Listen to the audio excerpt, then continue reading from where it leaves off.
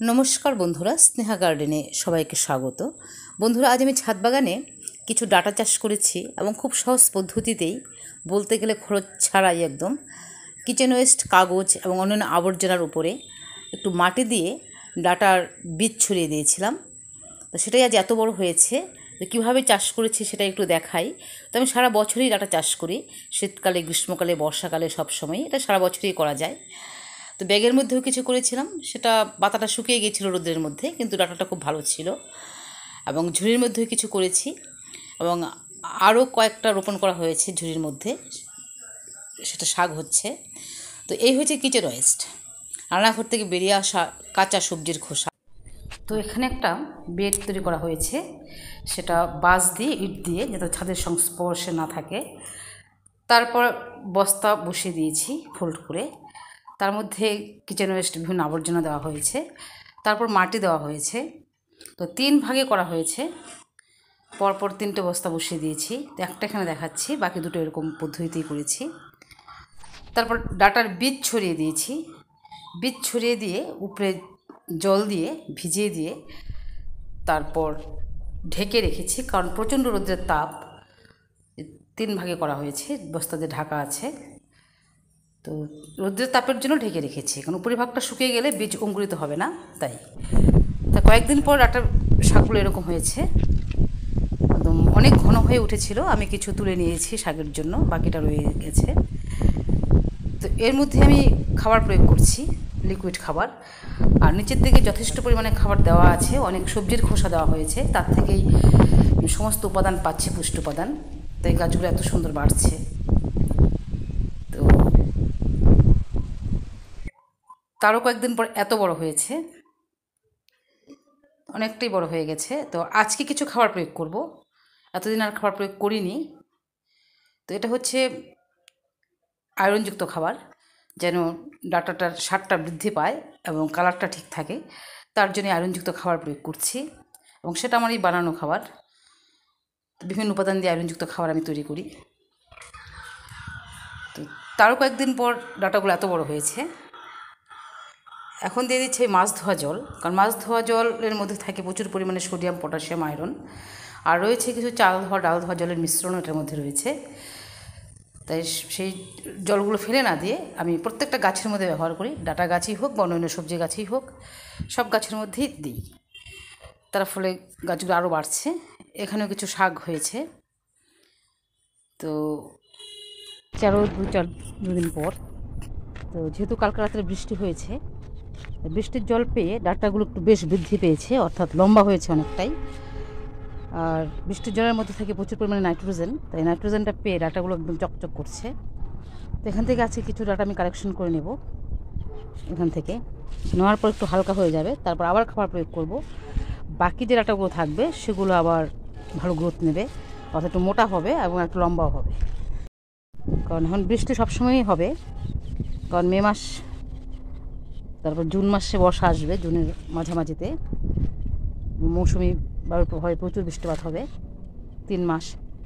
তো তারপর আবার ডাঁটার বীজ রোপণ করবো। এখানেও রেডি হয়ে গেছে, এই ডাঁটাটা নিতে নিতেই এখানে আবার বীজ রোপণ করবো। এটা মাটিটা তৈরি করে রেখেছি, নিচে সবজির খোসা দিয়ে উপরে মাটি দিয়ে একদম পুরোটা মাটিতে তৈরি হয়ে গেছে। যে একটু ঘাস টাস হয়েছিল উঠিয়ে দিয়েছি যেটা। আর এটার মধ্যে কিছু কিচেন ওয়েস্ট দিয়ে রেখেছি, শুকিয়ে গেছে। এটার মধ্যে মাটি দিয়ে তারপর আমি বীজ রোপণ করবো। দুটো ঝুড়িতে আমি আবার বীজ দিয়ে দেবো। আর এই ব্যাগটার মধ্যে প্রচুর ডাঁটা হয়েছিল, এই ব্যাগটার মধ্যে, তাই এটাতে রোপণ করছি না, এটার মধ্যে অন্য কিছু রোপণ করবো। এখান থেকে কিছু ডাঁটা আমি তুলে নিচ্ছি। এই ডাঁটাগুলো বেশ বড় হয়েছে, একদম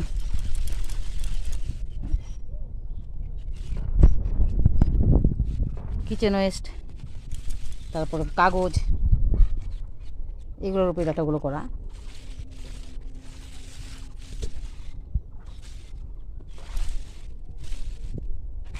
এখান থেকে নিলাম, যেগুলো বড় হয়েছে সেগুলো নিয়ে নিব।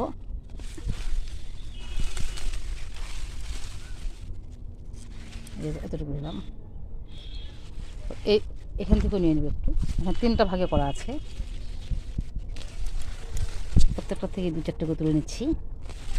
যতটুকু লাগবে ততটুকুই নেব আজকে। এখান থেকে 2টো নিলাম।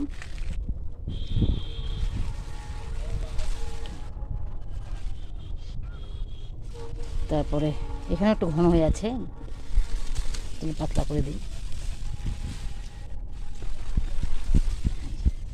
একদম জৈব খাবারের উপরে করা, কিচেন ওয়েস্ট আর পেপার এগুলো দিয়ে করা।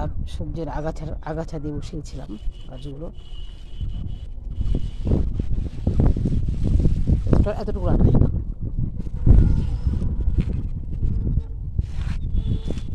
এখানে রাখছি, মাটিটা ধুয়ে নিতে হবে।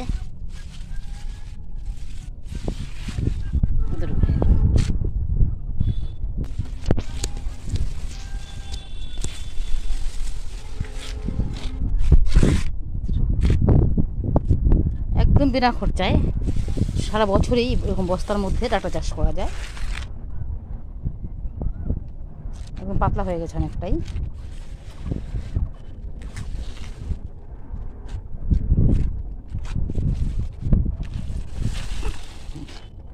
এতটুকু নিয়ে নিলাম। এটার মধ্যে একটু লিকুইড খাবার দিয়ে ফেলতে পারছি আবার। তারপর যদি বৃষ্টি হয় ডাঁটাগুলো আরও তাড়াতাড়ি বাড়বে। আর এখানে একটু বীজ রোপণ করে দিচ্ছি। এটা মাটিটা তৈরি করা আছে, আর এখানে একটু মাটি দিয়ে দানা ছড়িয়ে দেবো। তো এখান থেকে কিছু খাবার নিয়ে নেব। একটা ঝুড়ির মধ্যে আমি সবসময় কিচেন ওয়েস্ট এখানে জমা করি। রান্নাঘর থেকে যা বেরোয়, ডিমের খোসা, চা পাতা, সবজির খোসা, তারপর একটা কাঁঠালও ছিল, কাঁঠাল, সমস্ত কিছু, ফলের খোসা, সমস্ত কিছু এটার মধ্যে রেখে দিই। তারপর জল ছেটা দিয়ে দিই, একটু ঢেকে রাখি। তো আজকে একটু ঢাকনাটা খুলে দিয়েছি যেন একটু রোদ পায়। কারণ এটার মধ্যে যে সমস্ত এই যে লিকুইড খাবার এখানে নিচ্ছি, লিকুইড খাবার পড়ছে, এটা নিয়ে জলের সাথে মিশিয়ে পাতলা করে আমি আবার একটা গাছে ব্যবহার করি।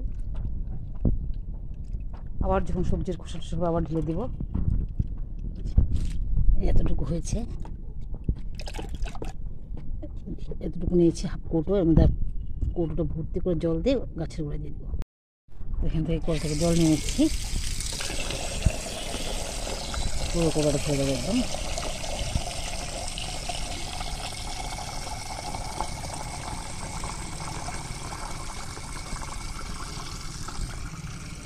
পাতলা করে সমস্ত গাছে দিয়ে দেবো।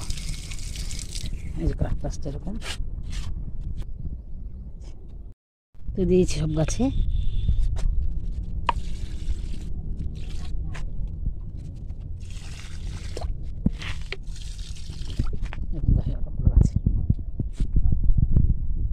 সব গাছে ব্যবহার করি।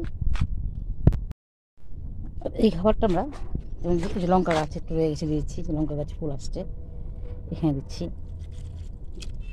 তারপর ফুলের গাছ, নয়নতারা ফুলের গাছ প্লাস্টিকের মধ্যেই প্রচুর ফুল হয়, এই খাবার দিয়েই করা।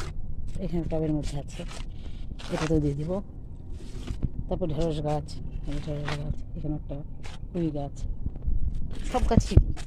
তখন একটা বরবটি গাছ, এটাতে একটু দিয়ে দিব। প্রচুর বরবটি হচ্ছে, তুলে নিয়ে এটা হয়ে গেছে, এটা বেশ বড় বরবটি হচ্ছে। এটাতে একটু দিয়ে দিলাম, 3টা বরবটি নিলাম। আর অনেক হচ্ছে, ফুল আসছে অনেক। একমাত্র জৈব খাবার প্রয়োগ করি। তো ভিডিওটা আজ এখানেই রাখছি, বেশি বড় করছি না। দেখা হবে পরবর্তী ভিডিওতে আর নতুন কোনো গাছপালা নিয়ে। ততক্ষণে আপনারা ভালো থাকুন, সুস্থ থাকুন।